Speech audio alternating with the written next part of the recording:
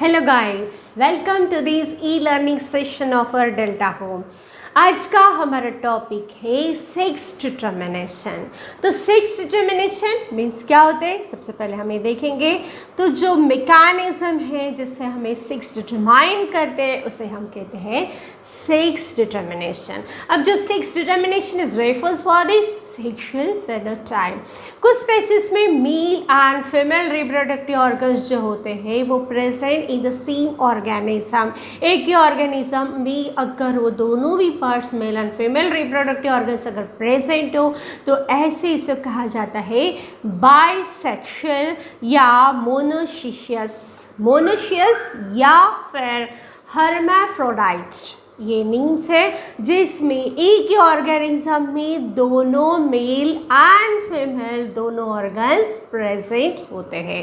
And on other hand जो दूसरे है वो कौन सा है, जो कुछ स्पेसिस है जिसमें ऑर्गेनिज्म में या तो मेल या फिर फीमेल दो में से एक ही प्रेजेंट हो रिप्रोडक्टिव ऑर्गन्स, तो उसे कहा जाता है डायोशियस या फिर यूनिसेक्सुअल। तो ह्यूमन बींग्स जो होते हैं, ह्यूमन्स जो होते हैं वो डायोशियस होते हैं। जो जर्मन साइंटिस्ट थे हैंकी, इन्होंने 1819 में एक स्पर्मेटोजेनेसिस में उन्होंने कहा था कि जो हमारे स्पर्म्स होते हैं कि 50% स्पर्म्स जो नोटेड होते हैं वो अनपेयर्ड क्रोमोसोम्स होते हैं और बाकी के जो होते हैं वो क्रोमोसोम्स पेयरिंग होते हैं।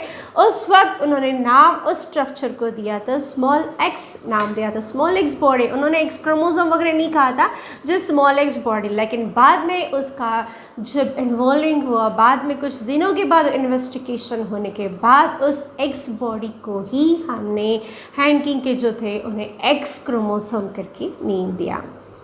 इस तरीके से एक्स क्रोमोसोम का मॉडिफिकेशन हुआ। अब सबसे पहले देखते हैं हम sex determination in human being. Human being में सेक्स डिटर्मिनेशन किस तरीके से होता है।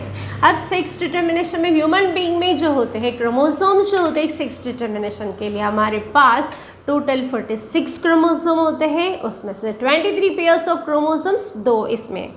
आउट ऑफ दिस 22 पेयर्स जो होते हैं वो ऑटोसोम्स होते हैं and remaining are the 6 chromosomes. Means 22 हो गए हमारे ऑटोसोम्स एंड 2 हो जाएगा हमारे 6 क्रोमोसोम, या फीमेल होगी तो XX क्रोमोसोम और मेल होगा तो XY क्रोमोसोम। तो यहाँ पे हम जीनोटिपिकली अगर फीमेल अगर होती है तो वो किस तरीके से इसमें आएंगे 44 autosomes plus XX chromosome.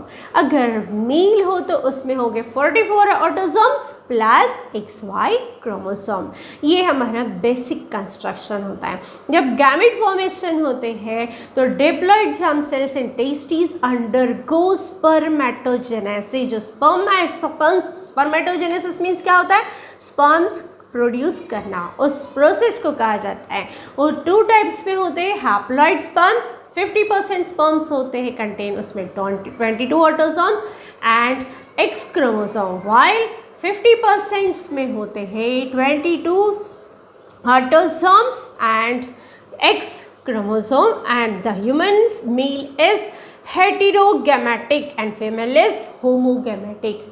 Mail को हेटेरोगैमेटिक कहा जाता है क्योंकि उसमें X एंड Y क्रोमोसोम्स होते हैं एंड फीमेल को कहा जाता है होमोगैमेटिक क्योंकि उसमें ओनली X क्रोमोसोम होते हैं।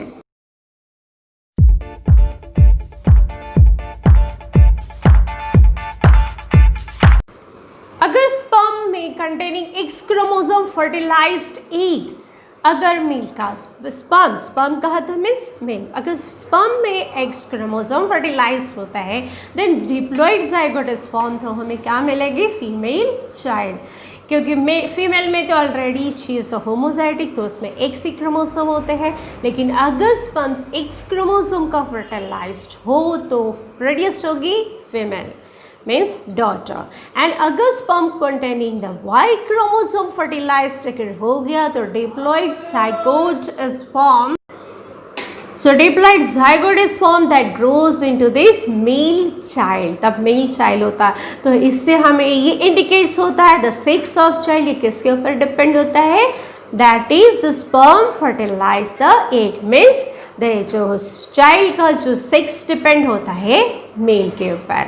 Hence the father is responsible for the determination of sex of child and not the mother. क्योंकि इसी लैक ऑफ नॉलेज के वजह से हमारे सोसाइटी में प्रॉब्लम होती है कि फीमेल इज रिस्पॉन्सिबल. हमारी सोसाइटी पहले कहती थी, but after that science investigation तो ये पता चला अभी कि father is responsible but not the mother. Hence ये बहुत इंडिकेटेड ज़रूरी है कि मेल एंड फीमेल में किसके, ये कोई ये नहीं है, लेकिन हमारी सोसाइटी लैक ऑफ नॉलेज हो जिसकी वजह से जो फीमेल के ऊपर जो अत्याचार होता था कि आपकी वजह से ही लड़का नहीं होता है या आपके वजह से ही ज़्यादा लड़कियाँ हो रही है, जो हमारा सुपरस्टिशियस अंधविश्वास था साइंस की वजह से कम हुआ है.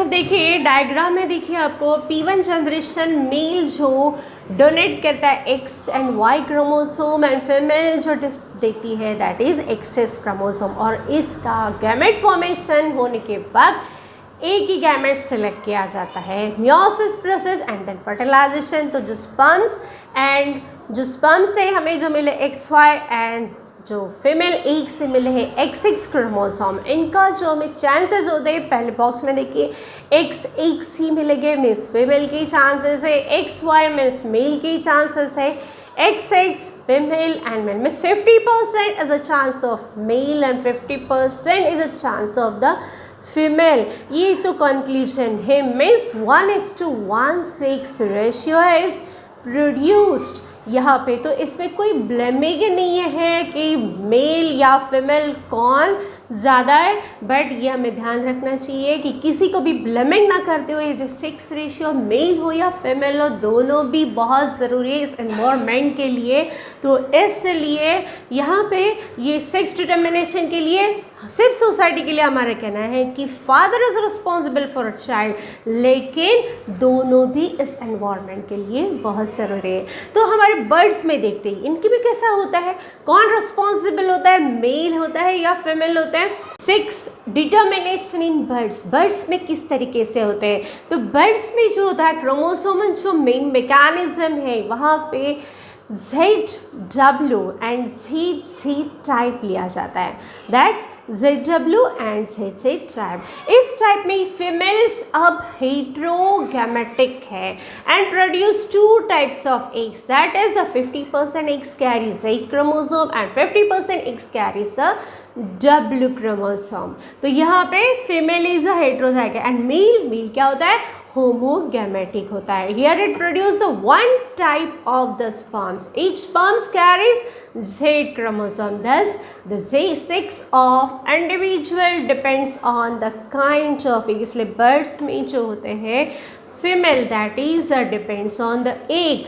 एग कौन से बर्ड्स का फर्टिलाइज होगा स्पर्म्स के साथ, इससे हमारे बर्ड्स की पता चलेगा. तो बर्ड्स में जो होते हैं मेल नहीं female is responsible for which type of baby or child is produced. तो या लेकिन ये तो हो गया हमारे बर्ड्स का. बर्ड्स क्या करते हैं इसमें, तो eggs is responsible means the female bird is responsible for producing the sex of these birds. Next one is अब देखते हैं सेक्स डिटर्मिनेशन इन हनी बीज. हनी बीज में किस तरीके से सेक्स डिटर्मिनेशन होता है. हनी बीज में जो क्रोमोसोमल मैकेनिज्म होता है वो सेक्स डिटर्मिनेशन का होता है हैप्लोडिप्लॉइड टाइप. इस टाइप में क्या होता है, हैप्लोडिप्लॉइड टाइप में इसमें sex of individual is determined by the number of set of chromosome. जैसे फीमेल जो होती है यहाँ पर diploid that is 2n, this is a 32 and males होते हैं that is haploid means n is equal to 16, जो कि बर्ड्स में भी नहीं था और ह्यूमंस में भी नहीं था. उनमें कैसे थे, क्रोमोसोम्स इक्वल थे. लेकिन हनी बीज में क्या होता है, फीमेल्स में डिप्लॉइड एंड मेल्स में होते हैं haploid that is the n number of content that n is equal to 60. तो फीमेल में होते हैं 2n equal to 32. The female produces haploid eggs, that is n is equal to 16 by meiosis, and male produces haploid sperm, means is the n is equal to 16 by mitosis.